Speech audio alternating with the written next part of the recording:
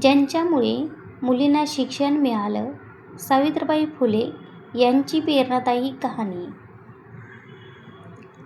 आज आपण जी शाळेत जातो, शिक्षण घेतो, हे सगळं शक्य झालं एका स्त्रीमुळे, जिला समाजाने दगड मारले पण ती थांबली नाही. ही कथा आहे सावित्रीबाई फुले यांची. पार्ट 1. बालपण. सावित्रीबाई फुले यांचा जन्म 3 जानेवारी 1831 रोजी झाला. त्या काळात मुलींना शिक्षण देणं पाप मानलं जायचं. लहान वयातच त्यांचं लग्न झालं. पण त्यांच्या आयुष्यात एक मोठा बदल झाला. त्यांचे पती ज्योतिराव फुले यांनी त्यांना शिकवलं. पार्ट 2. शिक्षणाची सुरुवात. सावित्रीबाई पहिल्या शिक्षिका बनल्या. 1848 मध्ये त्यांनी पुण्यात मुलींसाठी पहिली शाळा सुरू केली. त्या काळात लोक म्हणायचे, मुलींना शिकवणं चुकीचं आहे.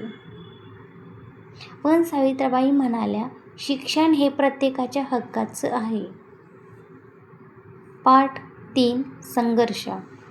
दररोज शाळेत जाताना लोक त्यांच्यावर दगड, चिखल फेकायचे, पण त्या 2 साड्या घेऊन जायच्या. एक साडी खराब झाली तरी दुसरी घालून त्या पुन्हा शिकवायला उभ्या राहत.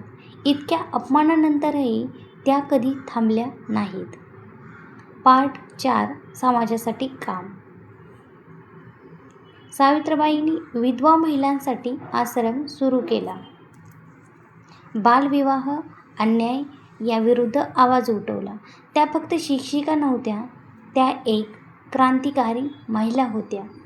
पार्ट 5. शेवट आणि वारसा. 1897 मध्ये प्लेगच्या रुग्णांची सेवा करताना त्यांना स्वतःला रोग झाला आणि त्या आपल्यातून निघून गेल्या. पण त्यांचं काम आजही जिवंत आहे.